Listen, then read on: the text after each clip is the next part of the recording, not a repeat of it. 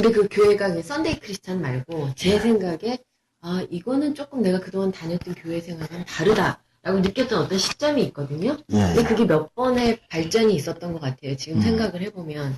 근데 확실하게 변한 건 하나님 없이는 이 세상을 이제 못 살겠다는 생각이 드는 거? 이제 그 성령 받은 증거물이 뭐냐면요. 아까 그 요한복음 16장 8절에 얘기해줬잖아요. 죄가 뭔지를 알게 되고, 의가 누군지를 알게 되고, 세상이 뭔지를 알게 되고, 그 다음에 심판이 뭔지를 알게 되는데, 이게 성령 받은 증거거든요. 이제 드디어 이제 알기 시작하게 되면은, 이게 내가 알게 되고 깨달아지면, 이게 성령이 있는 증거구나. 이러면, 예. 근데 어떤 사람한테는 내가 똑같이 얘기해도 절대 못 깨닫는 사람들이 있어요. 근데 그 사람들이 머리가 나빠서냐, 시골 할머니라서 그러냐, 아니라니까요. 이게, 제가 놀라운 거는, 제 설교를 듣고 깨닫는 분들이 나는 대도시의 고학력자들만 깨달을 줄 알았어요. 헬라어 히브리어 마음껏 얘기하니까. 아니, 시골에 그 70 넘으신 장로님이 지지난주에, 우리 이제 금요 성경 공부 처음 하고, 갔나? 그 전화가 왔었어요. 금요일에 이제 집에서 그날 막 되게 오랫동안 했잖아요. 거의 막 굉장히 오랜 시간 동안 성경 공부하고 집에 와서 좀 지쳐가지고 있는데 전화가 왔어요. 교회 문이 잠겨 있어요, 목사님. 교회 언제 오시나요? 그래가지고 그냥 불이 나게 또 누워 있다가 나갔는데 세상에 70이 넘으신 지명 얘기하면 또 그렇고 서울에서 버스 타고 4시간 이상 가야 되는 그 첩첩산 중에 조그만 읍내의 수석 장로님이시더라고요. 제 설교를 거의 한 1년 동안 들으신 거예요. 거의 다 초창기부터 들으신 거예요.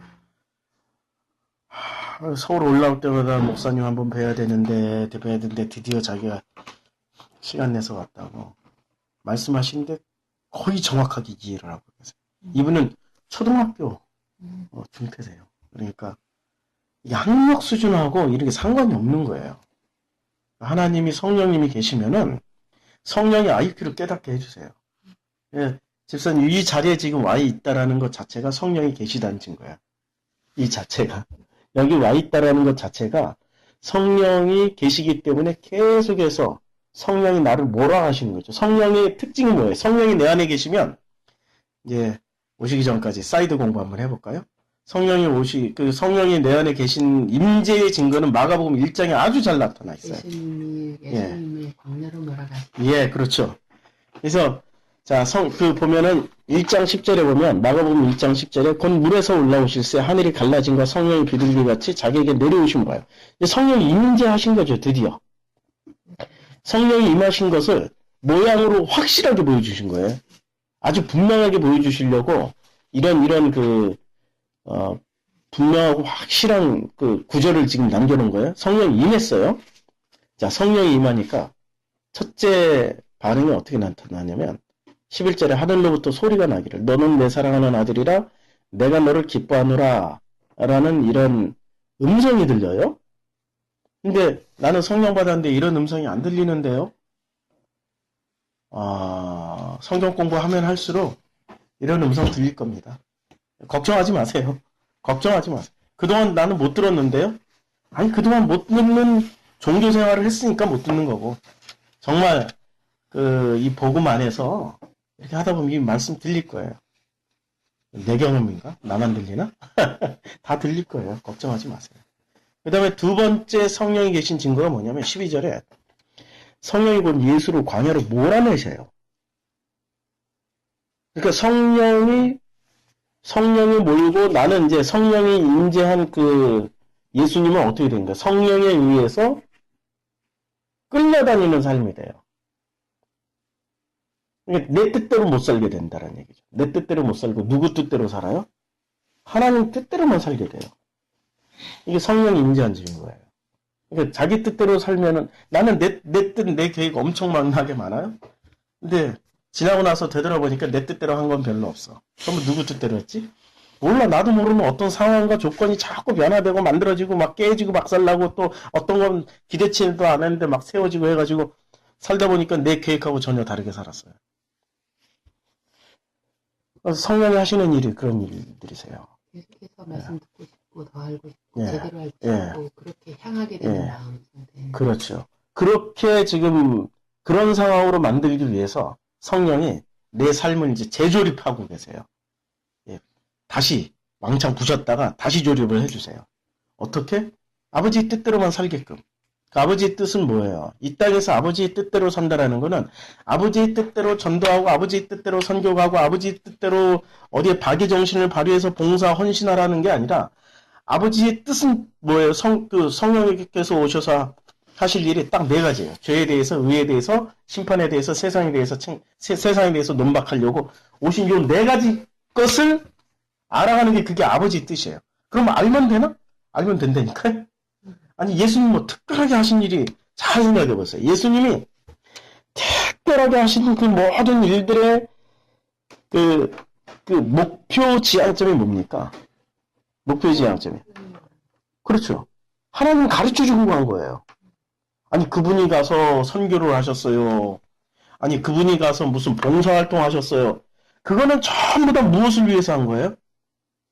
예수를 통하여서 그리스도, 그리고 아버지를, 그리스도가 아버지시고, 삼일체니까, 아버지를 다 말씀해 주신 거예요. 예수는. 오직 하신 일이 그거밖에 없어요. 그거 하다 보니까, 무리를 걸은 거, 그거 하다 보니까 오병이어를, 그거 하다 보니까 사마리아 여인을, 그것을 위해서, 사마리아 여인도 다 부재료로 쓰신 거고, 예수님이 우연히 그런 사건, 우리는 우연히 일어났다고 보지. 하나님 안에 우연은 없어요. 철저하게. 아니 그 시간에 예수님이 막 그 사마리아 여인 만나러 가기 전에 어떤 장면입니까? 막 땀 흘려 뛰어간 거야. 그 시간에 그 여자 나오니까 그 여자를 만나려고 당신 이제 알아. 막 뛰어가서 만났어. 땀 뻘뻘 흘리고. 그리고 목이 마르, 그러니까 배가 고파. 밥도 안 먹고 뛰어간 거야. 시장에 가지고. 막 밥 먹고 쉬고 편안하게 간 게 아니라 급하게 가느라고. 반드시 거기서 그 여자를 만나야만 해. 뭔가를 메시지를 이게 그 여자를 통해 가지고 전달을 해줘야 되니까. 그러다 보니까 막 먹을 게 떨어지니까 제자들은 먹으러 구하러 가고 그것도 다 계획 안에 있었던 거예요. 그럼 내 삶에서 단 하나도 하나님의 이제 성령이 임하시면은 내 뜻대로 살아가는 게 없어져요. 나는 이렇게 나는 전도도 안 하고 나는 진짜 나 이렇게 살아가는 게 하나님 뜻. 나 맨날 죄 짓는 거 아닌가?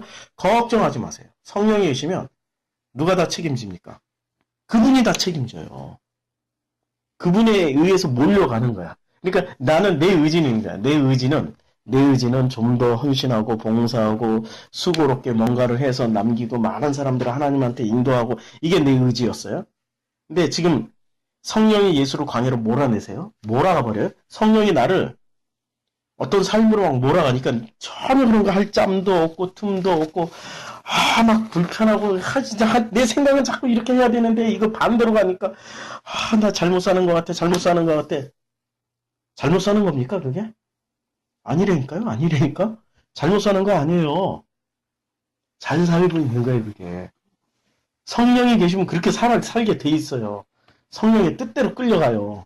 내 뜻대로 내가 성령을 끌고 가는 게 아니라 성령이 나를 끌고 가, 나는 끌려가. 근데 그것을 빨리 깨닫는 게 그게 은혜예요. 근데 나는 그걸 왜 잘 못 깨닫냐면 철저하게 내 시각에 아직 하나님의 IQ가 들어와서 그 IQ로 눈을 확 떠야 되는데 그게 영안이 열린다라는 거죠. 그 IQ로 인해서 눈이 확 열려야 되는데 자기 고집이 무지하게 센 거야. 다 이미 열어주셨는데도 불구하고 아니에요 하나님 그래도 나는 이 땅에서 전도해야 돼. 내가 어렸을 때부터 우리 부모님한테 그렇게 배웠고 우리 옆에 권사님이 그렇게 살다가 얼마나 아름답게 돌아가셨는지 내 그 모습을 내가 기억하고 있어요. 나도 그렇게 해야 돼. 나 가서 한 명이라도 더 전도하고 올 거예요.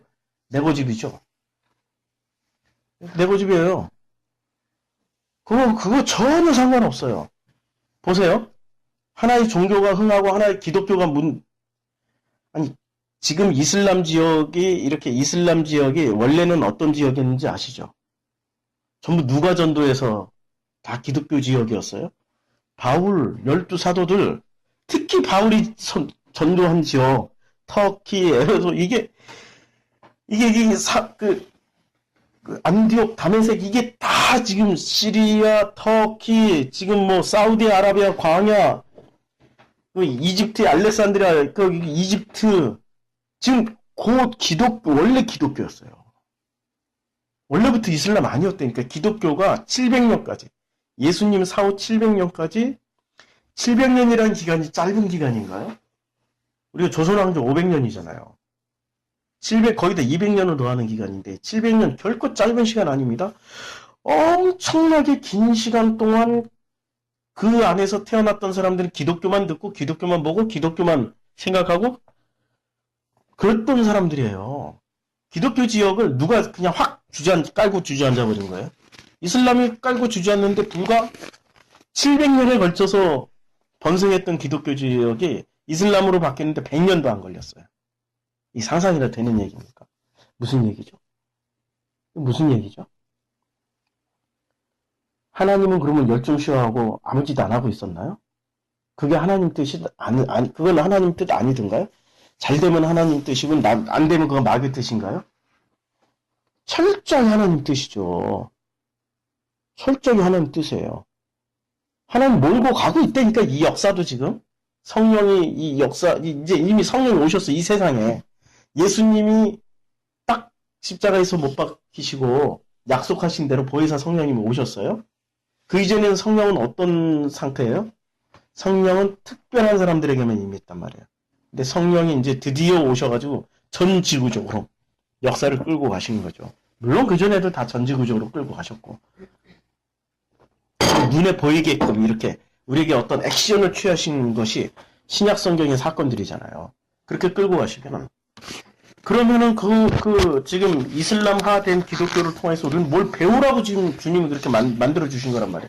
그건 안 배우고 이슬람하고 싸울 생각만 하고 있었어요. 십자군 전쟁에서 죽으라고 싸우고. 이슬람이 원래 그렇게 시스템이 잘 돼 있는 종교가 아니에요.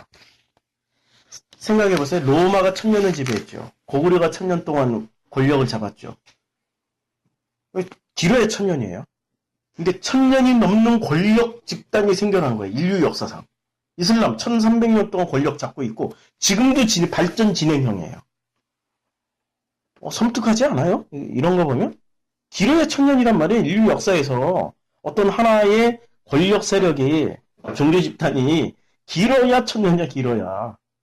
그런데 1300년 동안 권력을 잡고 이슬람은 종교만 들어간 게 아니라 권력과 같이 들어가잖아요. 근데 그 1300년 동안의 이 강고한 시스템, 아주 탄탄한 시스템으로 만들어준 게 이슬람 자체에서 만든 게 아니에요. 원래 어설픈 종교였어요. 코란 읽어보면 완전히 무슨 여러분 짜깁기에 그냥 짜깁기 논문 해가지고 많은 사람들이 이렇게 한국사에서 무리를 일으켰지만 짜깁기에 대갑니다. 이게 마호멧이 성경에서 조금 따오고 조로아스터교 뭐 이런 거 다 짜깁기 해가지고 엉터리로 짜깁기 해놨어요. 그것도 제대로 성경의 순서대로 제대로 만들어 놓은 게 아니라 무슨 갑자기 그 야곱이 막 형님 되고 뭐 이삭이 뭐 아들 돼버리고 희한하게 막 엉터리로 짜집게 해놨어요. 이상하게. 우리는 상상도 할 수 없는 창조의 7일이 아니라 창조의 열흘로 막 만들어 놓고 이상하게 중근동에 나오는 그때 당시 중근동에 있었던 메이저 종교가 어떤 종교였어요? 기독교, 유대교, 조로아스터교, 그 다음에 갑자기 생각이 안 난다. 마니교. 이런 종교였잖아요. 이슬람은 그때 없었어요. 미신 수준으로 이 백성들 사이에서 돌아다니던 어떤 그런 수준이었죠. 그런데 이런 것들을 다 짜집게 해가지고 시크교까지 막 짜집게 해가지고 이렇게 딱 만들어 놓으니까 그게 무슨 시스템이 있었습니까? 뭐가 아무것도 없었어요. 근데 기독교가 너무 타락하다 보니까 AD 700년경이면 이제 드디어 중세 시대로 이제 유럽은 중세 시대로 들어갔고 기독교는 동로마 쪽은 아직도 기독교가 남아있지만 엉터리 막 로마 캐톨릭 완전히 엉터리 들어가고 이게 기독교에 대한 염증 혐오가 막 일어나기 시작할 때 이거 막 팽배해 있을 때 태어나면서부터 기독교인이었으니까 기독교 그래 난 기독교인이야 이렇게 했는데 이슬람교가 딱 들어오면서 율법 지키자고 쌈박한 모습을 보여주는 거예요. 기독교가 못하는 이 율법 딱 지키면서 깔끔하고 정확하게 뭐 법칙 행동하고 막 엉터리 같은 행정 시스템이 아니라 제대로 된 걸 보여주니까 사람들이 자발적으로 다 넘어가는 거지 칼들이 된다고 다 넘어가나? 우리는 기독교라는 종교는 희한해야지 칼들이 되면 더 죽여 막 이런 종교지 이렇게 칼들이 된다고 이게 넘어가는 종교가 아니에요. 기독교는 희한해, 기독교인들은. 칼들이 되면 더 죽여라, 막 이러고. 순교하면 우리는 정복한다, 막 이러고. 더 하는 종교지. 우리는 다른 종교하고 다르단 말이에요. 그런데 전체 다 이슬람으로 훌러덩 넘어간 거는 이 완전히 그냥 그 타락할 대로 그러니까 타락이 아니고 기독교라는 복음을 가르쳐 주지 않고 그 율법 수준으로 성경을 해석했던 그 종교의 기독교라는 종교의 더 율법적인 행위를 주장하는 이슬람이 와버리니까 어랍쇼 이거보다 기독교보다 이슬람이 더 철저한 율법 종교라고 휙 넘어가는데 주저함이 없었던 거예요. 그게 더 선해 보였으니까, 더 착해 보였으니까. 그래서 그 이슬람 기독교 지역이 이슬람으로 확 넘어가는 데는 불과 그 변하는 과정이 어렵게 걸리질 않았어요. 쉽게 확 다 넘어갔어요. 그래서 제가 확신하건데 한국에 이슬람 들어오잖아요.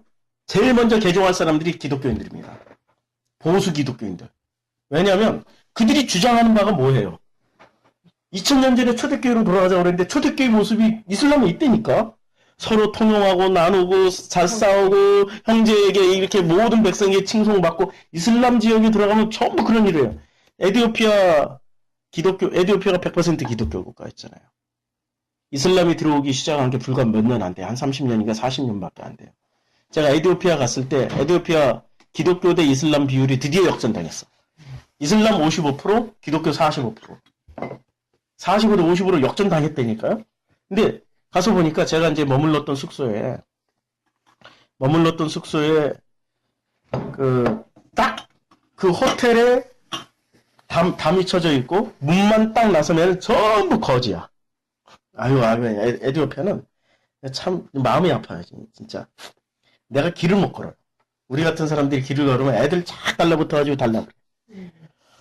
완전히 그냥 참 가난해도 그렇게 가난한 참 마음이 너무너무 아파요. 에티오피아 생각하면. 근데 기독교 교회 이제 에티오피아 교회 앞에는 초대교회처럼 성전 미문에 어떤 사람들이 앉아 있었습니까? 안진뱅이 구걸하는 사람들 쫙 앉아 있었죠. 에티오피아 교회가 딱 그런 모양이에요. 큰 교회 앞에는 그런 사람들이 쫙 환자들이 교회 문 앞에 쫙 그냥 거적대기 깔고 다 누워 있어요. 지나가면 냄새가 엄청 납니다. 이 환자들이니까. 근데 주일날 예배 드리면 이렇게 이제 거기는 이렇게 연기 피우죠. 이렇게 가고 옛날 2000년 전통이 있으니까 이게 우리 개신교에서는 안 하는 거 이렇게 피우면서 다 나와가지고 누워 있는 사람들 다 안수해주고 다 기도해주고 그래요. 그런데 교회는 그 정도밖에 안 하는데 이슬람은 어떻게 하냐면 이슬람은 특별한 사원이 있는 것도 아니야. 지금 에티오피아에 이슬람 사원은 못 봤어요. 근데 시간만 되면 알람이 나와. 이렇게 알라와 크만 이러고 나오는데 새벽 4시부터 5번 꼭 들어야 돼. 에티오피아에서 이미 55%가 넘었기 때문에. 그런데 이 이슬람 신자들은 무슨 일을 하냐면 금요일날 오전만 되면은 이슬람 신자들이 운영하는 가게에서는 전부 다 구제금을 나눠줘요. 먹을 걸 준다든지 구제금을 줘요. 그럼 사람들이 이 기독교 신자들인데 전부 줄 서. 가난하니까 밥 한 끼라도 먹고 이게 구제금을 받아야 되니까 이 사람들은 이게 나눠주는 게 체질에 배어 있는 거예요. 이슬람이 들어온 지 불과 100년도 안 된단 말이에요. 지금 에티오피아인데 이슬람 신자들이 자발적으로 금요일날 오전만 되면은 깜짝 놀랐어. 사람들 왜 전부 다 금요일날 오전만 되면 저렇게 줄 서 있지? 좀 뭐지 했는데 이슬람 신자들이 운영하는 가게에서는 금요일날 오전에 딱 그 시간 동안에는 돈을 나눠준다든지 먹을 것을 준다든지 그들에게 필요한 것을 줘요. 예외 없이. 그러니까 기독교가 불과 30-40년 만에 역전돼 버렸다니까.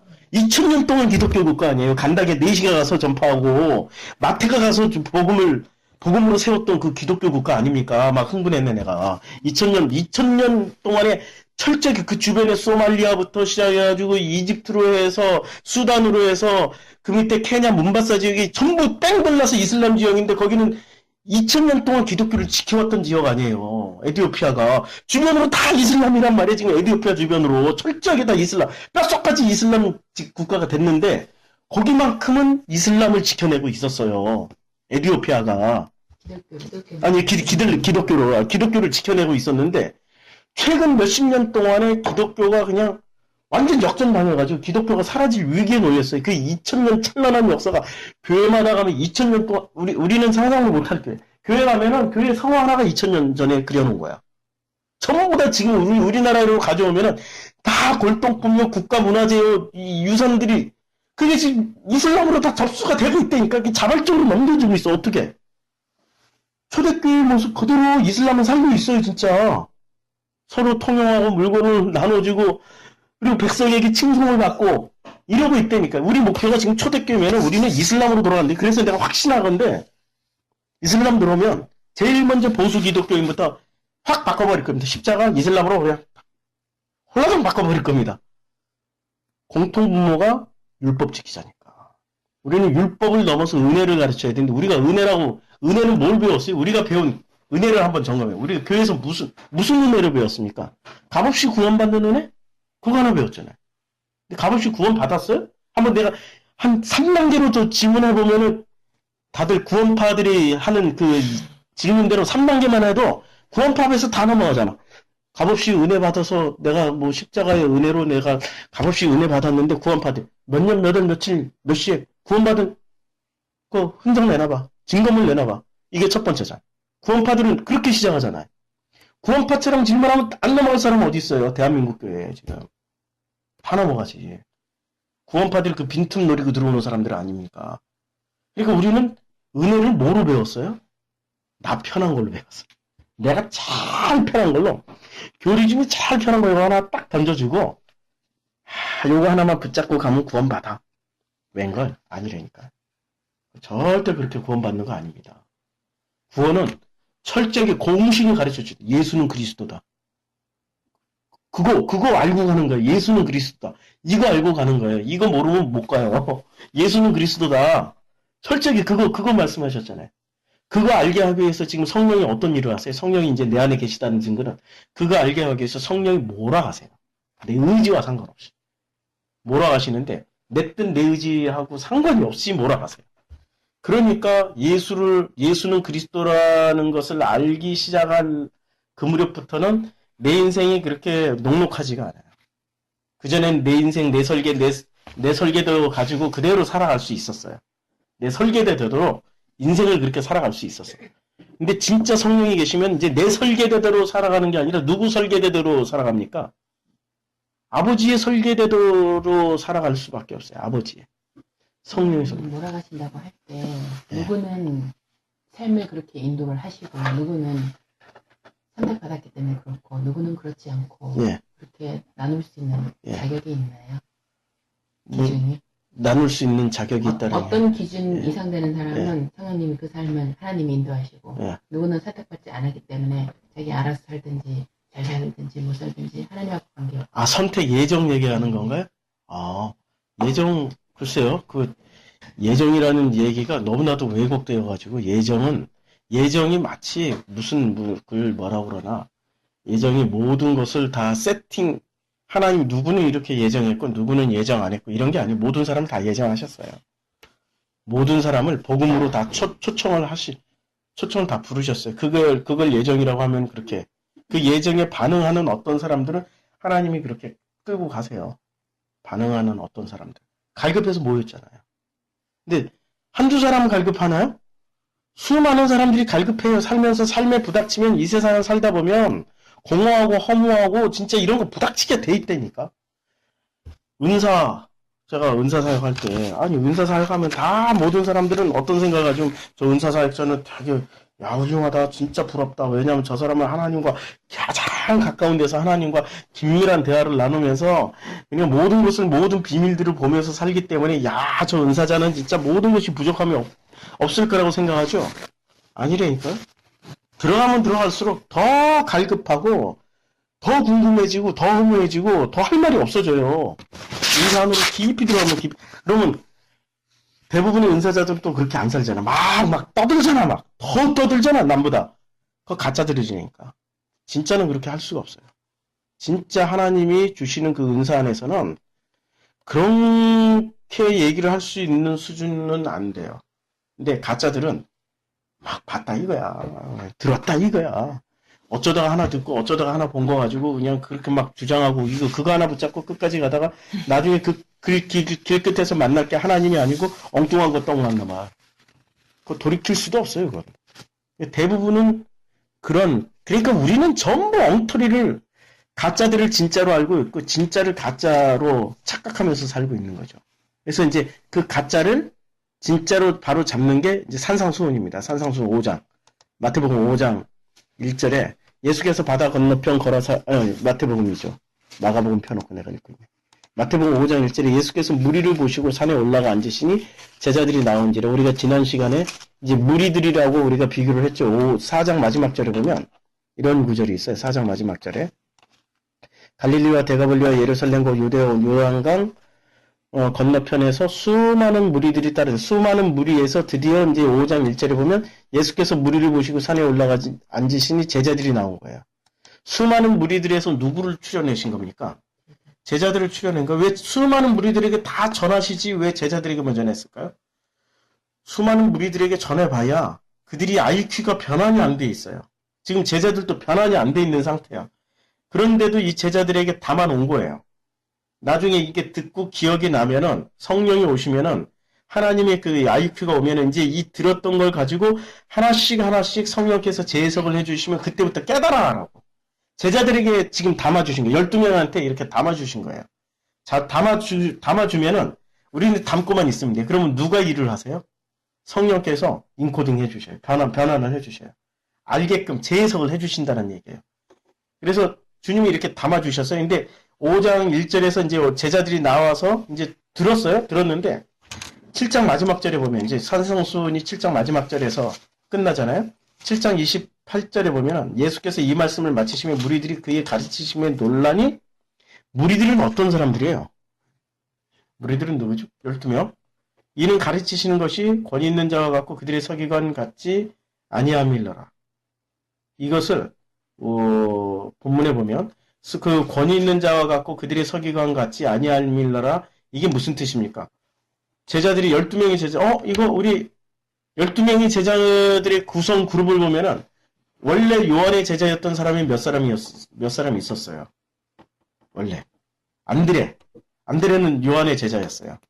요한한테 실컷 배웠어요. 요한한테 예수는 하나님이다 계속 들었어요. 그래서 이제 요한도 이게 안드레가 의외로 예수에 대한 지식이 굉장히 많았던 사람이에요. 그러니까 세례 요한의 직계 제자였어요. 그러니까 세례 요한이 이렇게 예수님이 이렇게 다니심을 보고 보라 하나님의 어린 양이로다. 너는 이제 나를 떠나서 저분에게 가서 배워라 하고 보내버려요. 세례 요한이. 그러니까 안드레는 진짜 그 세례 요한의 직계 제자에서 이제는 예수에게 넘어갔던 아주 특이한 그런 사람이었어요. 그런데 그가 이거 다 듣고도 그도 여기에 있는 거예요. 베드로도 그 세례 요한의 제자 중에 하나였고요. 그러니까 굉장히 그 많은 사람들이 세례 요한의 제자였다 이렇게 넘어오신 분들인데도 불구하고 그러니까 그들이 알고 있는 성경은 어떤 성경이었냐면, 이제 이들이 알고 있는 성경과 이게 이제 무슨 얘기냐면 29절 7장 29절 이는 그 가르치는 것이 권위 있는 자와 같고 그들의 서기관들과 같지 아니함이니라. 무슨 얘기입니까? 서기관들은 성경 기록하는 사람들이잖아요. 그렇죠? 그러니까 성경을 해석해 주는 사람이고. 이게 무슨 얘기냐면 우리가 이제까지 들었던 성경 내용이 아닌데? 이제까지 우리가 알고 있던 성경 내용이 아닌데? 우리가 알고 있는 성경과는 다른 내용을 말씀하셨네? 이거예요. 산상수훈을 다 듣고 난 이 제자들의 반응이 이거는 우리가 알고 있는 기독교가 아닌데? 이런 내용이에요. 그러니까 산상수훈은 그렇게 들어야 정상이야. 지금 우리 한국교회 교인들이 만약에 산상수훈을 지금 저하고 하는 산상수훈을 다 듣고 나면 이거는 내가 알고 있었던 기독교에서 해석해주는 목사님들이 해석해줬던 이 서기관들이 그때 당시 목사님이잖아요. 목사님들이 해석해줬던 신학자였고 신학자들이 해석해줬던 그런 성경이 아닌데 이렇게 들어야 정상이야. 이제 무슨 내용인지 알죠? 이게 산상수훈이 그래서 굉장히 중요한 거예요. 주님은 이 산상수훈을 말씀하시기 위해서 말씀이 육신이 돼서 오신 거예요. 오셔서 산상수훈을 통해서 구약을 총정리해 주셨어요.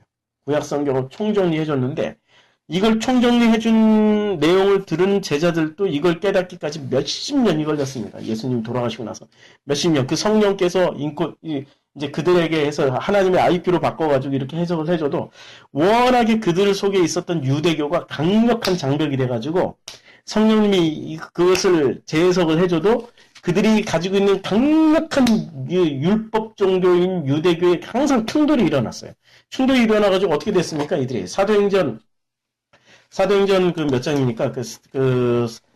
바울과 이 사람들이 충돌하게 된 그 사건이 15장 6절부터 사도와 장로들이 이 일을 의논하러 모여 그래서 많은 변론이 있은 후에 이제 예루살렘에 지금 누가 오냐면은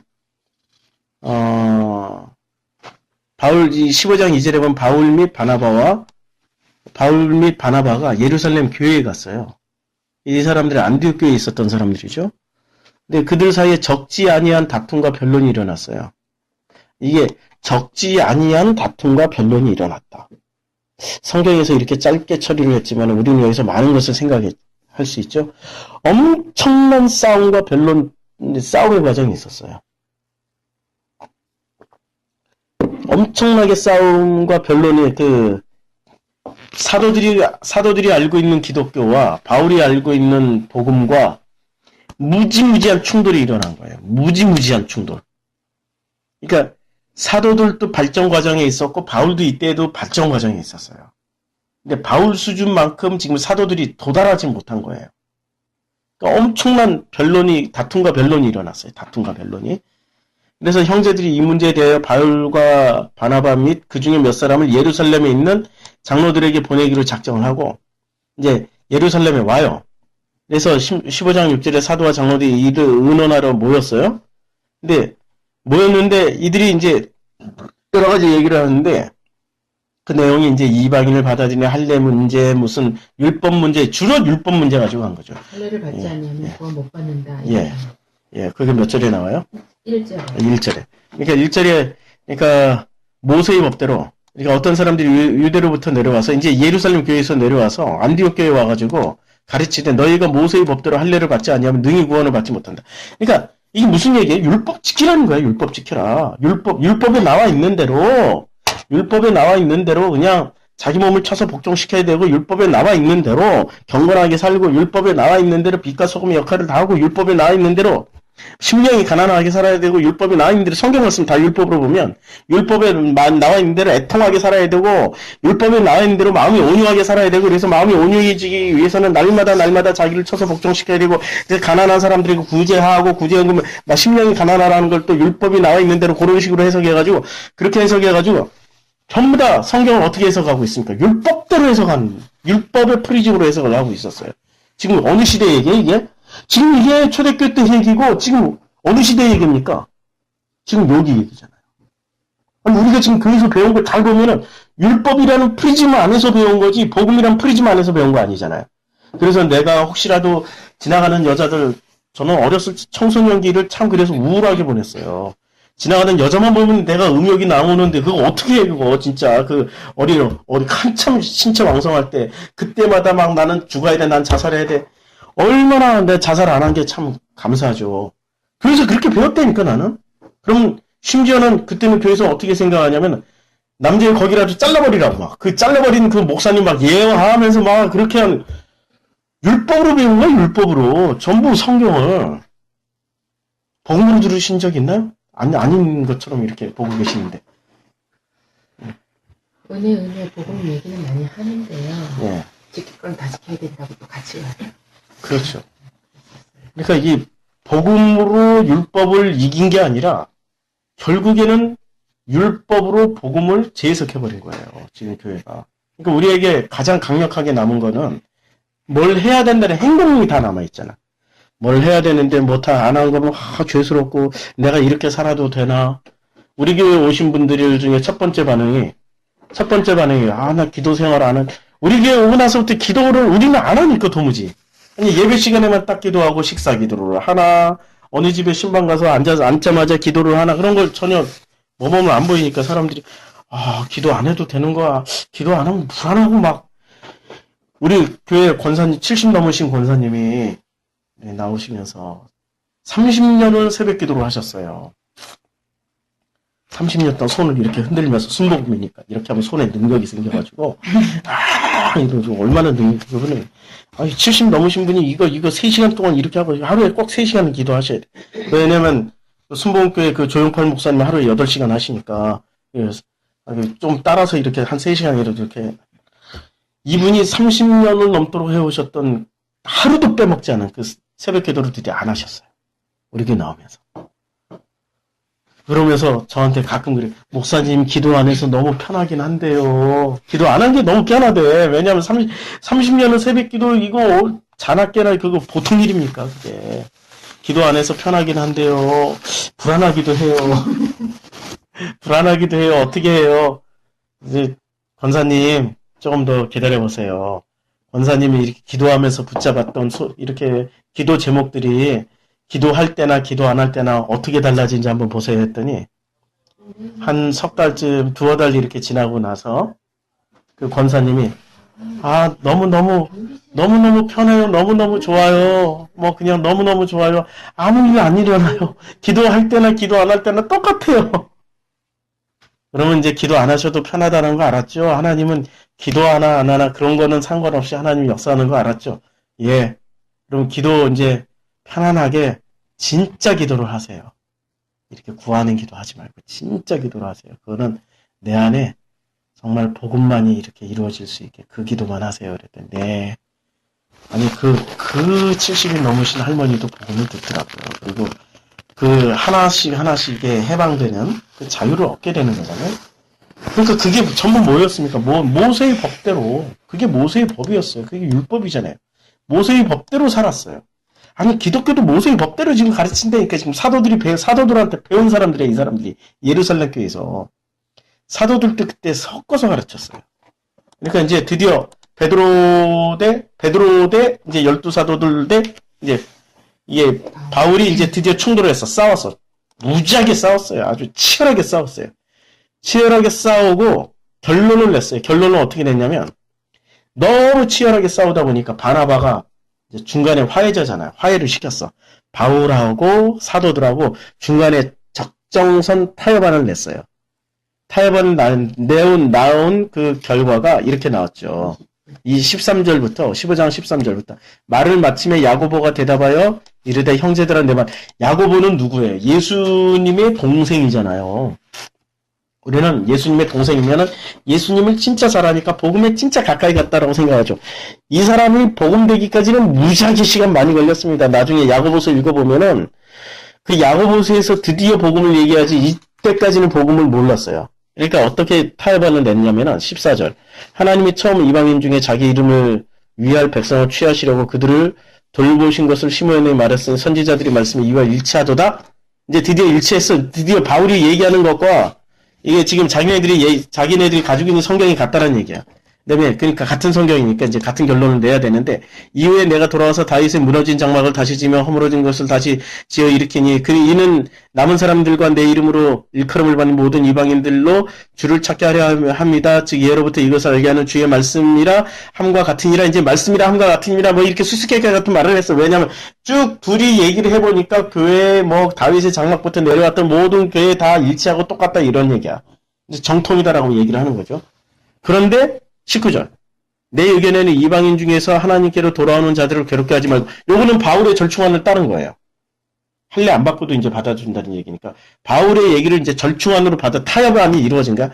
타협안으로 이루어졌는데 20절에 보면은 그 타협안에 자기네들 말을 살짝 끼워놨어요. 다만 우상의 더러운 것과 음행과 목매어 죽인 것과 피를 멀리하라고 편지하는 것이 옳으니. 이게 지금 무슨 얘기입니까?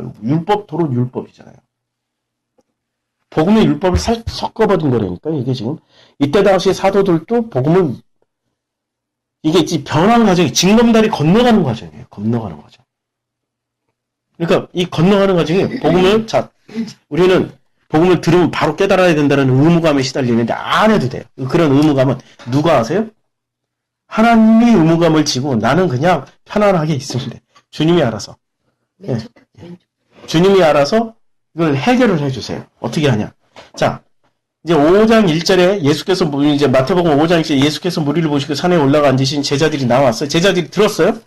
들었고 이 복음을 들었음에도 불구하고 이들이 지금 복음을 제대로 알기까지는 베드로는 베드로 전후서 쓸 때까지, 야고보는 야고보서를 쓸 때까지, 요한은 요한 1, 2, 3서, 요한복음, 그리고 요한계시록을 쓸 때까지 그들은 복음을 깨닫는 속도가 굉장히 많은 시간들이 걸린 거예요.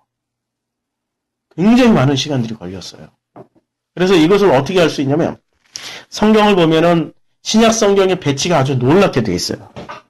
신약 성경의 배치가 얼마나 놀랍게 되어 있냐면 히브리서가 딱 그 어떤 분기점이 되어 있습니다. 히브리서 전에 이제 그 사도행전까지 이게 복음서 그 다음에 사도행전까지 여기는 역사서 복음서 역사서죠. 거의 역사서에 가까운 그 다음에 서신서가 시작되잖아요. 고린도 전후서 시작해가지고 히브리서 전까지 빌레몬서가 있었죠. 히브리서 전에 빌레몬서, 디모데 전후서, 디도서, 빌레몬서 있죠.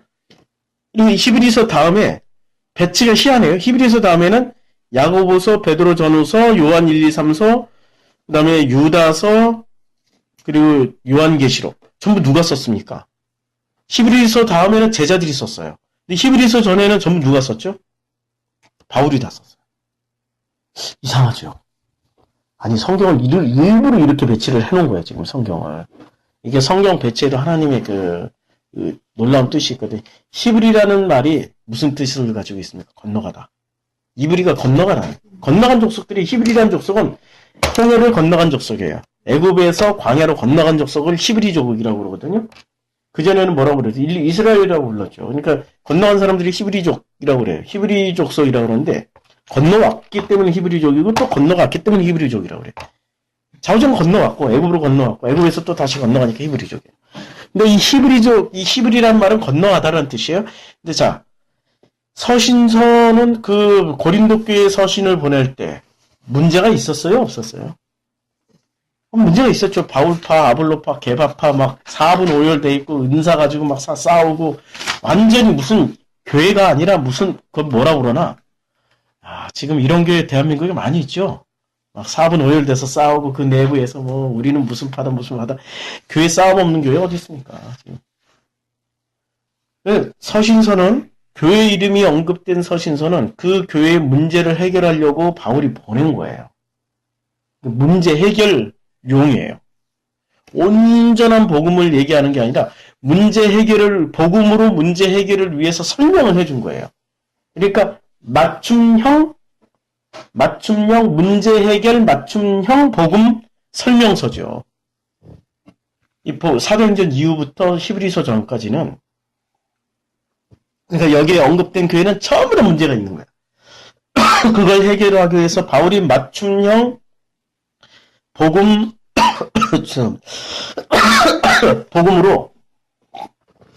복음으로 그 교회에 특별하게 해석을 해서 이게 서신서를 보낸 게 히브리서 전까지라면은 히브리서 다음에 쓰여진 성경은 건너온 거죠. 이제 문제가 많았잖아요. 문제가 많으니까 문제가 많은 사람들 건너가야 되는 거잖아요.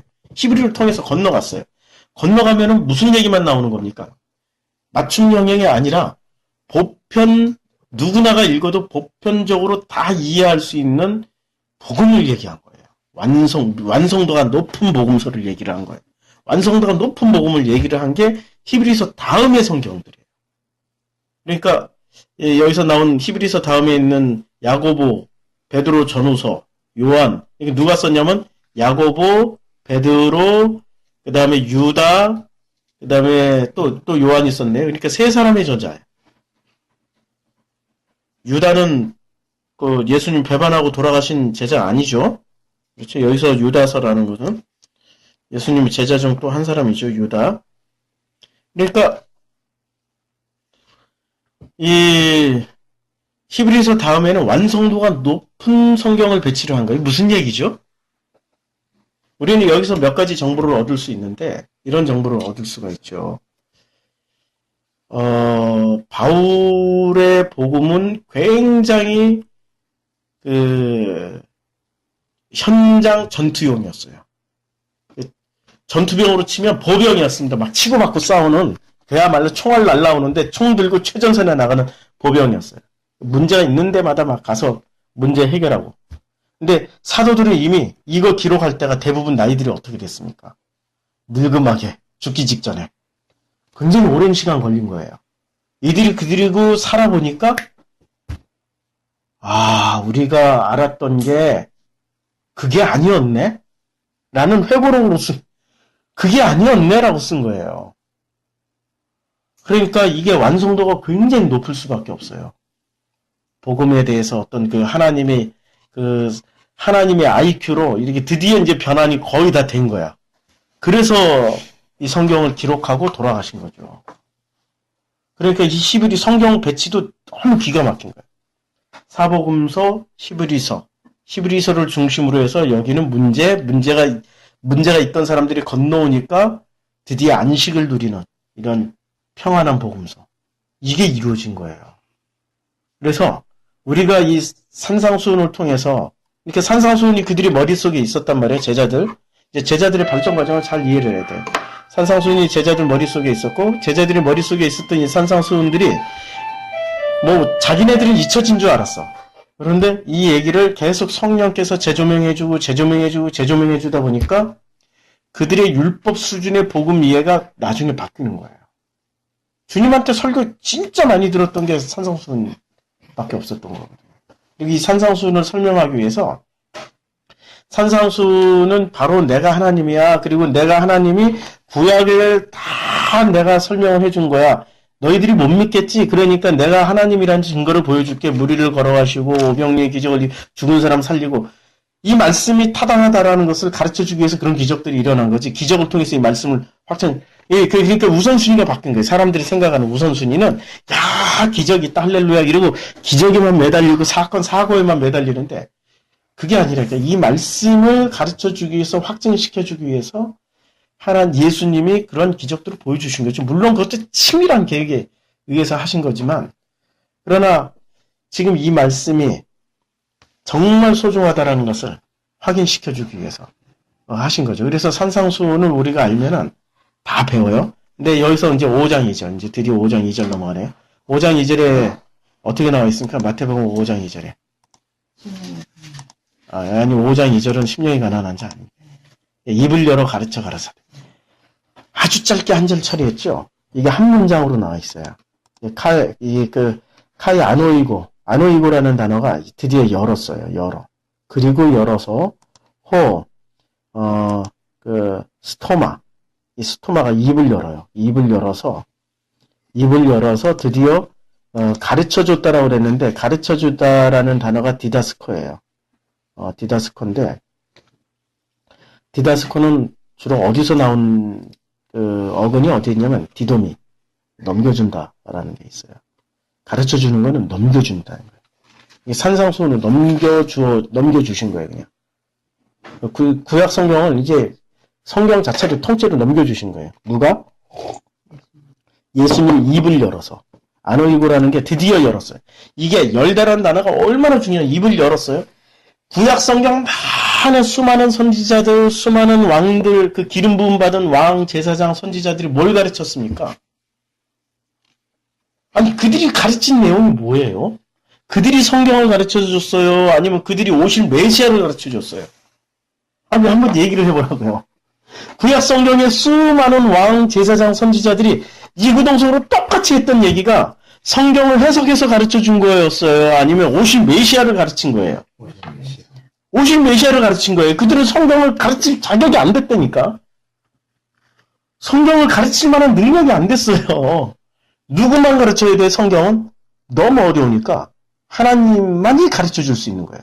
근데 지금 누가 와서 드디어 입을 열어서 가르쳐 주시기 시작해? 가르쳐서 이렇게 넘겨주시기 시작해요? 하나님이신 예수님이 직접 열어서 이렇게 드디어 그분이 오신 거예요. 얼마나 역사적인 일입니까? 이건 감동이죠. 그 하나님이신 그 예수가 드디어 오셔가지고 특정한 소수의 무리들에게 딱 12명에게 12명은 뭘 상징합니까? 아들들이죠. 아들들의 숫자. 12명이라는 게 아들 숫자니까 아들들에게. 이제 몇 시까지 하셔야 돼요? 아니요. 지금 다른 거. 상관없어요. 네. 이 아들들에게 이렇게 가르쳐 주는 거잖아요. 지금 여기 앉아 계신 분들이 아들들이에요, 지금. 이게 안 믿겨지지요. 난 내 안엔 증거도 없고, 뭐, 내가 이렇게 어떻게 했어. 나는 진짜 그런 확신을 가지고 싶은데, 아유, 도대체 그런 확신도 없고, 기존의 기독교라면 막 가르쳐 주는 확신, 검증법이 몇 개 있잖아. 내 마음에 기쁘다. 무슨, 아니면 내 입에서 방언이라는 희한한 소리가 나온다. 여러 가지 그 검증법을 가르쳐 주고 있잖아요. 그런 거 필요 없어요. 왜냐면 우리 마음 안에 써주시기 때문에, 그건 언제 하냐? 드디어 입이 열리는 순간부터 이제 그 말씀이 내 안에 들어오는 순간 누가 확증을 시켜주십니까? 그 말씀이 확증을 시켜주세요. 그 말씀이. 성령이라는 하나님의 지혜이신 그 성령님이 내 안에서 이 말씀이 들어갔잖아요? 몰라. 지금 들을 때도 몰라. 상관없어. 그런데 상관없어요. 주님이 계속해서 그것을 재해석해 주십니다. 재해석해서. 내 삶 속에서 어떤 부딪히는 사건 속에서 어떤 문득 텔레비전 보다가 문득 사람 만나다가 아 이게 하나님의 말이었구나. 제자들이 다 그런 식으로 변한 거예요. 근데 그 시간대가 서로 달라. 서로 달라요. 서로 달라. 제일 늦게 깨달은 사람이 누군지 아시죠? 제일 늦게까지 패역하게 안 변하다가 드디어 이게 복음이다라고 딱 깨달으신 분이 누구신지 아시죠? 베드로예요. 베드로. 그래서 그 이름이 돌대가리잖아요. 페트로스가 돌이에요. 돌. 베드로가 돌대가리야. 돌대가리를 선택해서 하나님이 왜 선택하셨냐면 이 지구상의 대표적인 돌대가리를 수제자로 선택해 놓으신 거예요. 걱정하지 마세요. 돌대가리도 변화돼요. 돌대가리도. 왜냐하면 주님이 드디어 아멘이고 입을 열으셨어요. 입을 열어서 드디어 이 성경의 그 복잡한 구조를 이제는 주님이 풀어서 재해석을 해주신 게 산상수훈이에요. 근데 이것을 그냥 입을 열어 이렇게 가르쳐 주었다라는 게 아니라 헬라어 원문을 그대로 살리면 가르쳐서 넘겨주신 거예요. 뭘 넘겨받았어요? 우리는 몰라 뭘 넘겨받았는지. 그 말씀을 넘겨받았는데 그 말씀이 우리는 넘겨받았어요. 이미 가지고 있다란 얘기죠. 아니 가르치고 지나가면 우리 안에 남아있는 게 어떤 놈은 똑똑해서 가지고 있고 어떤 놈은 멍청이 베드로는 이 멍청해가지고 머릿속에 못 넣고 있잖아요. 그러면 안 되잖아. 아니 그러면 안 되잖아요. 누구는 기억하고 있고 누구는 기억 못하고 있으면 안 되잖아요. 그러니까 하나님이 거기서 이 쓰실 때 디다스코라는 단어를 쓰신 거예요. 디돔이 넘겨준다라는 그 어원을 가지고 그래서 가르치심으로 그거 다 넘겨줘 버린 거예요. 이제 들으면 다 넘겨받은 거예요. 뭘 넘겨받았어요? 이제 뭘 넘겨받는 거예요? 지금 우리는 이 사람들은 뭘 넘겨받은 거예요? 산상수훈이라는 예수님의 말씀을 넘겨받았고 우리는 이제 뭘 넘겨받기 시작한 겁니까? 이제 산상수훈을 넘겨받기 시작한 거예요. 산상수훈을 전부 뭘 넘겨받은 거예요? 구약성경 전체를 넘겨받은 거예요. 이제 구약성경 전체를. 그럼 구약성경 전체를 넘겨받으면 창세기부터 말라기까지 머릿속에 기억하고 있어야 되네. 그게 아니고. 근데 예, 목사님 예, 말씀 중에 죄송한데 예, 그 질문을 하나 꼭 하고 싶었어요. 예, 예. 지금 입을 열어 말씀을 구약의 예. 산상순으로 지금 이제 예수님이 직접 예, 그렇죠. 넘겨주셨잖아요. 근데 사실 그 넘겨받은 제자들은 예. 그걸 넘겨받은 제자들조차도 그 당시에는 사실은 잘 예수님 말씀하신 거를 전혀 이해를 그렇죠. 못하셨다고요. 예. 분명히 그 살아계신 그 하나님의 아들 예수님이 입을 열어서 그 모든 것을 하나님이신 분이 넘겨주시는데도 불구하고 다 못 알아들었는데 이제 근데 지금 저희가 목사님을 통해서 이렇게 산상수훈을 저희가 봤는데 이제 그런 마음이 드는 거예요. 내가 과연 그 당시에 예수님이 남겨준 것도 못 알아들었는데 목사님이 그 진리의 말씀을 해석해서 이렇게 넘겨주는데 우리가 지금은 또 분명히 여기서는 알아들은 것 같이 하고 넘어가지만 내 삶에 대한 그 부분이 또 제자들과 같은 삶으로 연속선상에 있지 않을까. 그렇죠. 그런 이제 걱정이 되죠. 걱정하지 마세요. 제자들이 결국에는 다 완성됐잖아요. 다 완성됐는데 어떻게 그게 완성이 되냐면 예수님이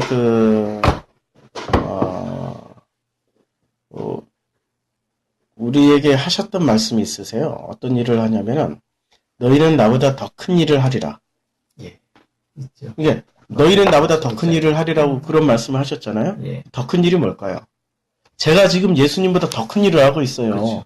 아니, 예수님은 말씀해도 살아생전에 한 명도 못 깨달았어요. 예. 근데 지금 우리는 이렇게 말씀을 전하면 놀랍게도 아니 시골 할아버지도 깨닫는다니까. 지금 저 평생을 농촌에서 농사 짓던 그 할머니 권사님도 깨닫는다니까요. 그게 제 능력인가요? 아니죠. 우리가 더 큰 일을 할 수 있는 거는 예수님이 가시고 나서 오셨던 그분 보혜사 성령님으로 말미암아서 더 큰 일을 할 수 있는 거죠. 그 성령님으로 인해서 우리가 죽은 사람 더 많이 살리고 병든 자 더 많이 고치고 이런 얘기가 아니고 이 복음을 그 성령님이 깨닫게 해주신다라는 거예요. 근데 이제 예. 거기에 많은 이제 예. 궁금증을 뭘 이제 이야기를 하냐면 예. 예수님 당시의 산상수훈을 예. 그 말씀을 예. 분명히 입을 열어서 넘겼는데 예. 넘겼죠. 그 당시에는 예. 분명히 예수님이 예. 그렇게 얘기했을 때는 예수님이기 때문에 알아들었어야 된다고 생각을 하는 거예요. 예. 근데 지금 목사님 말씀하신 그 이후엔 예. 내가 너보다 예. 너희들이 나보다 그렇죠. 더 큰 더 큰 것을 일을. 할 거라고 하는 예. 그 메시지에 대한 해석을 어떻게 하냐면 율법으로 또 묶이는 거예요. 예. 그 말씀 자체를. 아. 그러니까 우리가 예수님이 그렇게 말씀하신 그 자체를 예. 또 선교하고 예. 또 다시 열심히 행위로. 그 행위로 받아들여서 그렇게 해야만 더 큰 일이라고 이야기를 하고 예. 이제 그거 퀘션이 있는 거예요. 그러니까 목사님 말씀하신 그 예수님 당시에 알아듣지 못하게 된 그 동기가 예. 왜 못 알아들었어야 되고 그 이후에는 지금 목사님 한 얘기는 왜 알아들을 수 있고 그 말을 예. 우리가 진리로 받아들일 수 있는가의 그거의 그 갈림길에 대한 그 해석이 예. 다른 사람들한테 예. 이 진의적으로 잘 그 설명이 잘 안 되다 보니까 그거를 못 넘어가요. 지금 목사님은 다 알고 계시기 때문에 예. 그냥 편하게 말씀하시지만 일반 사람들은 물론 이제 아까 말씀하시더니 뭐 시골 어느 분들은 물론 성령님이 그 깨우침을 주어서 고선을 넘어가시지만 예. 대다수의 어떤 분들은 예. 그 율법이라는 그 장벽에 뭐 목사님이 늘 말씀하신 매뉴얼 IQ 예. 그렇죠. 여기라는 그 장벽에 딱 걸려서 그냥 넘어져 버리는 거죠.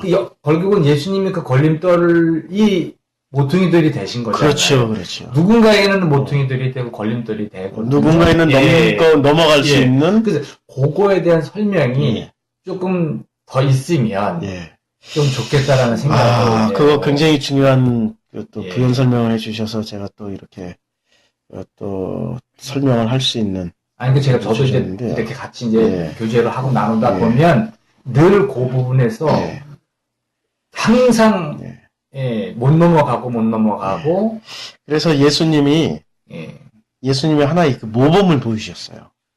어떤 모범을 보이셨냐면 당신 자신을 허물라고 죽이라고 그리고 그거 성전으로 또 빗대어서 그러니까 완전히 박살나야만이 드디어 넘겨받은 것이 무엇인지를 알게 되는 거예요.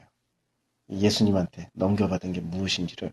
그러니까 이 제자들이 그럼 언제 이렇게 비로소 복음의 완성도가 높아졌냐면 이거는 신학책에 없는 얘기예요.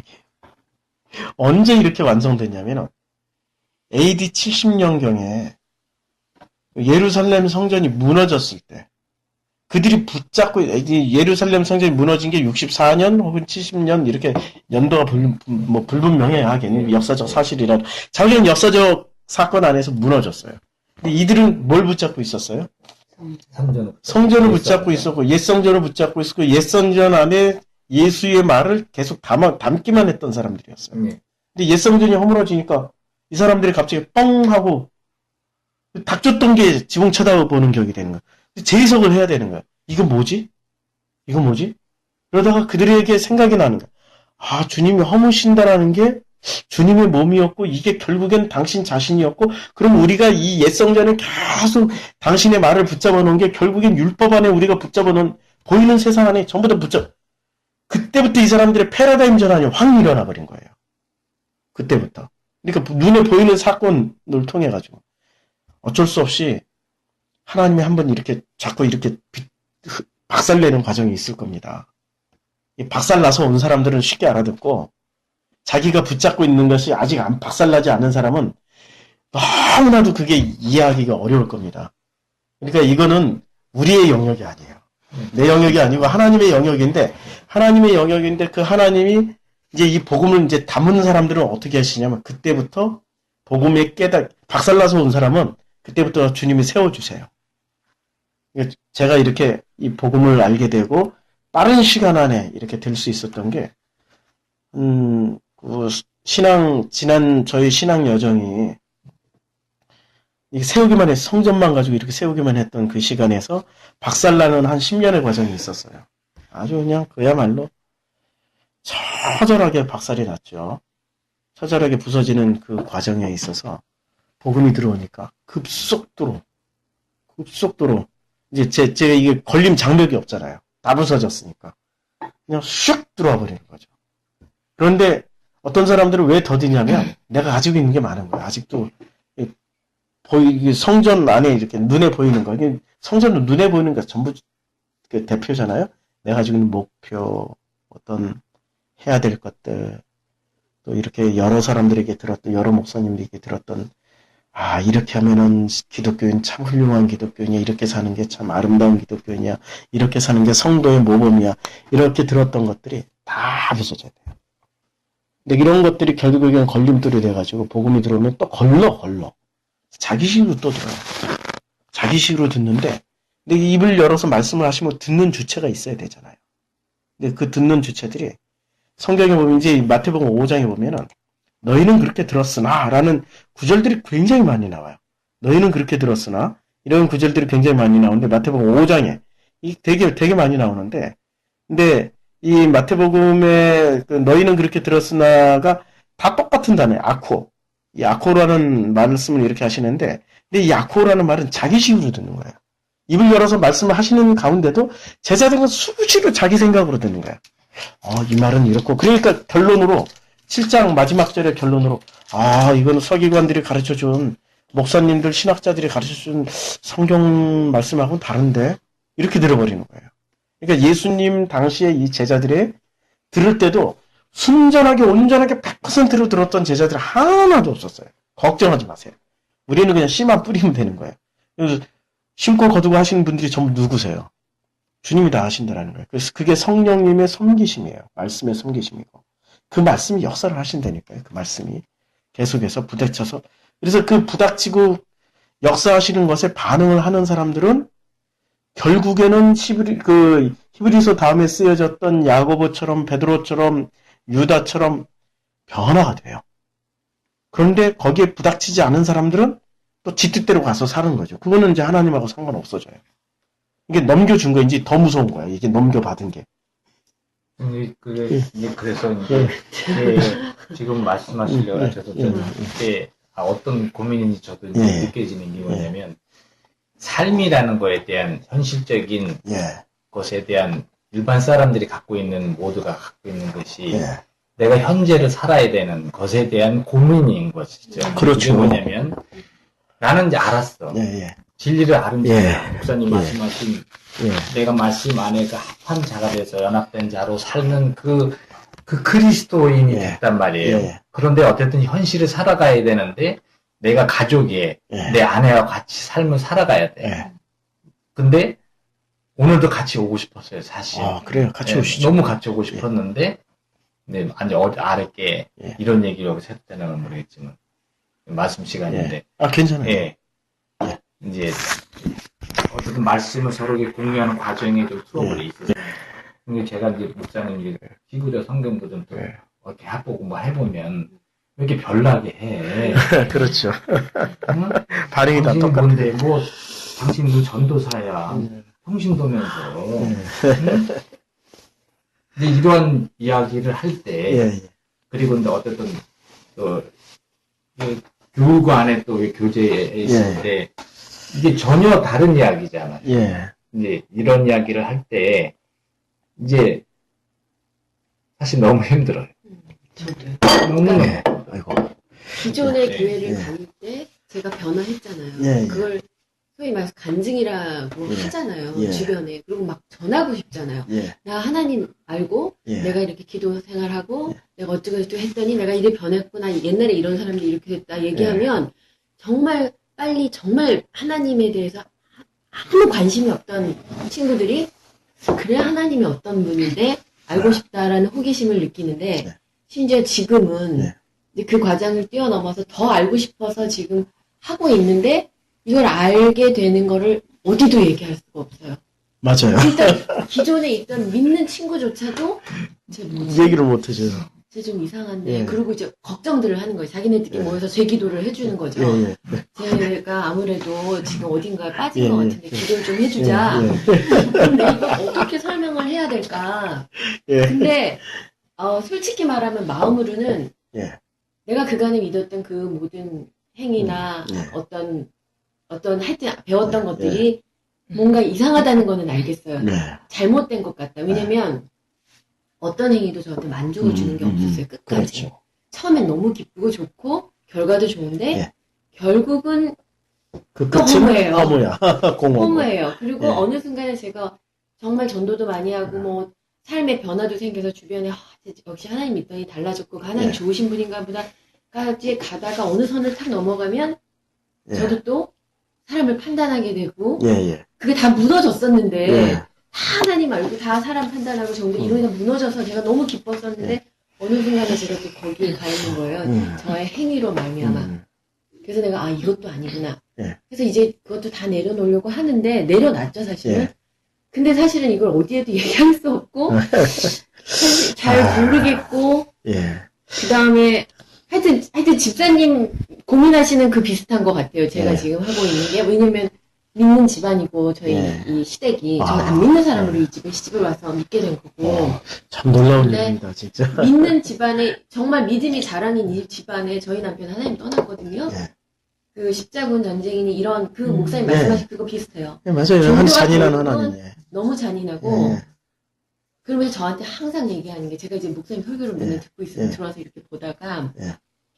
당신 삶에 예. 신앙이 있는 건 너무 좋다. 예. 그러나 지나치게 빠지지 예, 마라. 빠지지 마라. 너무너무 걱정을 예. 하고 예. 있고 하니까 이제 이게 너무 갈등스럽고 예. 모든 한 명도 없어요. 우리 남편을 제가 모든 사람 믿는 사람이거든요. 그 제가 되게 문제였죠. 근데 이제 예. 너무 기뻐하시고 좋아하시는데 예. 그 믿는 분들하고도 대화가 안 돼요. 시댁 식구들. 예, 그렇죠. 전부 행위와 예. 그 기존에 했던 그걸 예. 하고 계시니까. 그러니까 베드로 대 베드로도 베드로가 훨씬 더 많이 들었던 사람인데, 바울하고 얘기를 하니까 대화가 안 되는 거야. 그러니까 얼마나 싸웠겠어요. 바울하고 베드로하고 심지어 굉장히 적잖이 심이 걱정하시고. 다퉜다라고 그랬으니. 그러니까 그거는 할 수 없는 일이에요. 근데 이제 저도 복음서를 이렇게 이 복음을 알기까지 어떻게 설명을 하는 게 제일 좋을까? 근데 예수님이 진짜 그리스도이신 예수님도 이거를 설명이 결국 못 하셨죠. 아니 다 설명하셨죠. 아니 설명하셨지만 예. 못 알아들었잖아요. 그들은 못 알아듣죠. 근데 우리는 일부는 알아들었지만 아니 일부도 못 알아들었어요. 아, 전혀 못 알아들었어요. 근데 이게 예수님이 예. 못 알아듣게끔 성경에 보니까 그 얘기가 있더라고요. 예. 맞아. 은밀과 네. 비유로 못 알아듣게 귀를 막고 뒤에 그렇죠. 가두어 뒀고 예. 그거를 예수님이 십자가에 돌아가셔서 예. 진리의 성령이 오셔서 깨우침을 준 자들에게만 네, 귀가 맞아요. 열어서 예. 그들에게만 허락된 네. 복, 그게 복이죠. 네, 네. 진짜 복인 맞아요. 거죠. 네, 그게 네. 신령한 진짜 복인 거지. 근데 그거에 대한 설명이 일반 사람들에게는 네. 전혀 예. 이제 전달이 전달이 왜냐하면 이걸 전하는 자가 없기 때문에 전하는 자가 있어야 듣는 거잖아요. 예. 근데 전하는 자가 없었어요. 근데 KS 목사님이 드디어 와서 터뜨렸어요. 예, 터뜨렸죠. 야, 그거는 정말 엄청난 일을 하신 겁니다. 터뜨렸어요. 근데 예. 그분을 또 뒤에서 예. 또 칼을 꽂고 계신 분들이 있어서 너무 안타까워서 칼을 꼽는 분들이 다른 분들이 아니고 이런 분들이 이제 그분을 또 붙잡는 거야. 그러니까요. 예수를 붙잡듯이 붙잡아 버렸어. KS에서 넘어가야 되는데, 그리고 제가 이렇게 설교를 하잖아요. 그럼 저를 붙잡으면 안 돼요. 저를 통해서 또 넘어가셔야 돼요. 누구한테 넘어가냐면 끊임없이 아버지에게로 넘어가는 과정의 여정 중에 있는 거지. 만약에 내가 이제 다 안다라고 하지만 저 다 모르거든요. 진짜. 저도 과정 중에 있는 사람이에요. 다 알면은 내가 지금 뭐가 돼 있습니까? 너무 하나님이 돼 있는 거죠. 그럼 내가 이제 비가 내려라 하면 비가 내리고. 이런 수준이 돼야 되니까 말씀 그런 능력이. 저 그런 능력이 없거든요. 왜냐면 그런 능력을 안 주시는 건 저도 과정이야. 건너가라고.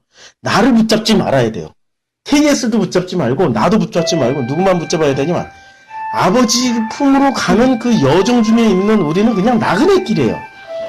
그 나그네 길에 그래서 부활 후에 주님이 제일 먼저 제자들 항상 주님은 이제 부활 후에 어떤 모습을 보여주시? 내가 이제 부활 후에 마가복음에 보면 여기에 있는 게 아니라 나는 이제 갈릴리로 갈 것이다. 갈릴리에 가서 제자들 이게 항상 여정으로 부활 후에는 여정으로 그리고 엠마오로 가던 그 여정 중에 만나셨고 전부 여정 중이에요. 이 말씀은 이제 그 부활하신 그분은 말씀이시잖아요. 이름은 그리스도시지만 실체는 말씀이시잖아요. 그 말씀은 근데 보는 사람마다 또 다 달라. 생각을 해보세요. 부활 후에 그리스도의 모습이 결국엔 본질은 말씀이시고 형태는 사람 형태로 나타나신 거예요. 그런데 그 사람의 형태를 그 메타포로 쓰기 위해서 어떻게 했냐면 아무도 못 알아보게. 그러니까 보는 사람마다 자기 눈에 다르게 보이는 거예요. 살아생전에 예수 모습으로 안 보이고 다르게 보였다는 건 무슨 얘기죠? 말씀이 보는 각도에 따라서 자기의 담긴 그릇만큼 다르다는 얘기예요. 그건 여정 중에 계속 건너가라는 거예요. 예수를 통해서 끊임없이 제1 예수를 밟고 가고 제2 예수를 밟고 가고 제3 예수를 밟고 넘어가라는 거예요. 그리스도로. 넘어가라는 그 어떤 기가 막힌 의도를 담고 그 철저하게 예수는 누가 봐도 다 알았단 말이에요. 근데 부활하신 그 말씀이신 그리스도는 누가 봐도 모르게 만들어놨어요. 인식을 못하는 거예요. 모르고 뭐 손가락 찔러 넣어봐라. 근데 넣기 전에 깨달은 거야. 이분이 예수님이시고 이분이 그리스도시고 이분이 아버지시고 이분이 전부다. 예쁜이 왔다.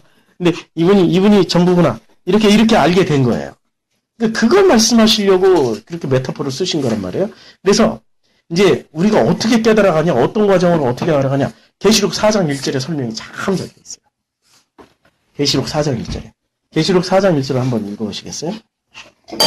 이 일을 후에 내가 보니 하늘에 열린 문이 있는데 내가 들은 바 처음에 내게 말하던 나팔소리 같은 그 음성이 이르되 이리로 올라오라. 이후에 마땅히 일어날 일들을 내가 내게 보이리라 하시더라. 지금 사도 요한한테 이리로 올라오라 그러는 거 어디로 올라오라는 거예요? 보좌로 올라오라고 하는 거예요. 그러면 이제 또 이건 문짝으로 해석해가지고 기도하면 하늘에 보좌에 올라와서 하나님 만나고 어쩌고 보고 꼭 황금길 무슨 사과나 뭐 예쁜 나무 뭐 놀고도 먹을 수 있는 그런 천국만 보고 그런 거 아니라니까. 이리로 올라오라는 얘기는 드디어 아까 그 마태복음 5장 2절에 입을 열어 드디어 가르쳐서 넘겨주신 장면과 똑같은 과정이에요. 지금 이게. 하늘로 올라오기 위해서 뭘 보게 만드셨어요? 앞으로 마땅히 일어날 일을 다 보여주신 거예요. 이게 바로 그 장면이 4장 계시록 4장 이리로 올라오라는 장면이나 지금 입을 열어서 가르쳐 주신 장면이랑 똑같아요. 우리는 이제 절대로 입을 열어서 넘겨줘도 내가 가지고 있는 게 보한지 이게 얼마나 존귀한 보물인지 얼마나 이게 진짜 내 삶의 가장 전부인지를 우리는 못 알아먹으니까 이제 성령께서 하시는 일이에요. 이게 사도 요한이 영이 올라간 겁니까? 몸뚱이까지 같이 올라간 겁니까? 영이 올라간 거죠. 몸뚱이같이 같이 올라가면 이제 끝난 거야. 그거는 저기 누가 되냐면은 에녹이 된 거고 그 다음에 엘리야가 된 거예요. 그리고 동행하다가 끝나버린 거예요. 근데 육은 여기 있고 영이 가서 보고 영이 내려온 거란 말이에요. 그는 성령이 하시는 일이죠. 그러니까 성령이 하실 일을 이렇게 우리에게 보여주신 거예요. 우리는 이걸 넘겨받았어요. 입을 열어서 가르쳐 주신 걸 넘겨받았단 말이에요. 이걸 끌어안고 있어. 근데 이게 뭔지를 몰라. 차도 돌 때 이거 뭔지 모르고 성전 무너질 때까지 뭔지 몰라가지고 계속 예수 천당, 예수 뭐 예수로 구원받고 예수 불신, 예수 지옥, 예수라는 이름 엄청 얘기를 했어요. 근데 바울처럼 예수는 그리스도라는 그 의미를 클리어하게 알지 못했던 거예요. 그러니까 바울하고 주구장창 싸우고 죽도록 싸우고 같은 복음을 알고 있더라도 죽도록 싸울 수밖에 없는 거죠. 근데 이걸 언제 깨달았어요?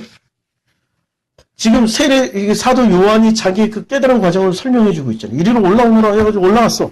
올라와서 봤더니 다 보여줬더니 드디어 알게 된 거예요. 누가 하신 거예요? 하나님이 하신 거예요. 걱정하지 마세요. 나는 그냥 계속 넘겨주기만 하면 돼. 그러면 나머지 일은 누가 하세요? 내 영역이 아니란 얘기야. 내 영역이. 내 안에서 일을 하셨던 그분처럼 그분이 다 그분들에게 설명해주고 지금 나도 변환의 과정 중에 있는 거지 한 방에 클리어하게 하는 걸 얼마나 편하겠어요. 지금 이만큼 아는 것도 기적 아니에요? 아니 생각을 해보세요. 이 정도 아는 것만 해도 기적이라니까 지금. 다른 사람들하고 비교해보면 엄청나게 많이 건너온 거예요. 이게 기적 아니고선 뭐겠어요. 근데 이제 그런 부분들이 있어요. 그러면 그들이 우리를 보는 시각은 그러면 너가 나하고 다른 게 뭐야? 다른 게 뭐야? 네가 그렇게 진리가 됐어. 그 말씀을 깨달은 자가 돼서 말씀을 깨달은 자가 돼가지고 그 예수가 작은 예수가 됐다며. 그러면 너한테 나타나는 삶은 뭐야? 이렇게 또 치고 들어오는 거예요. 그렇죠. 그러니까 그분들은 예수를 모르니까 그렇게 치고 들어오는 거죠. 근데 이제 그게 나하고 관계 없는 사람이면 상관없는데 나하고 너무 가까이 있는 사람, 가족. 계속 이제 그거 가지고 계속 훅훅 찌르는 거죠. 나 예수 안 되네. 예수 안 돼. 왜 어떻게 그전에 교회 다닐 때보다 더 엉터리야.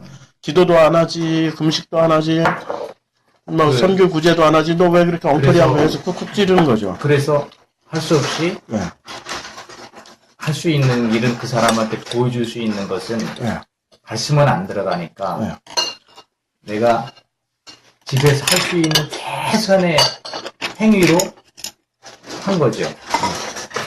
최선의 행위로. 근데 그 최선의 행위가 보는 시각에 아무리 잘한다 하더라도 꼬투리 잡으면 한이 없잖아. 이제 그런 거에 대한 그 어려움이 많이. 그러니까 서로 이게 그 판단 기준이 다른 거예요. 그러니까 종교를 붙잡은 사람들은 예수는 눈에 보이는 예수는 행위를 내놓으라고 요구할 수 있는 권리가 있는 거고요. 그들은 그런 권리가 있어요. 그리고 그 권리를 내놨기 때문에 그 권리들을 심판을 받을 거예요. 그러니까 만약에 사모님이 목사님한테 당신 목사고 진리된 자라며 당신 가장으로서 예를 들어서 집에다가 돈 내가 불편하자도 갖다 줘야 될 거 아니야. 라고 얘기할 때 이게 어려운 거예요. 솔직하게 인간적으로. 근데 그 목사님이니까 상관없지만 일반 성도들은 그게 굉장히 피부에 닿는 얘기예요. 그 삶이. 그래서 산상수훈을 공부하다 보면 이런 모든 문제가 다 나옵니다. 산상수훈에 이제 하나씩 공부를 해나가자고요. 첫 술에 배부를 수는 없잖아요. 하면서 이제 해결을 해나가줘요. 산상수훈에 이 모든 얘기가 다 나오니까 그때 해결하고 오늘은 여기서 이제 마치면서 먹으면서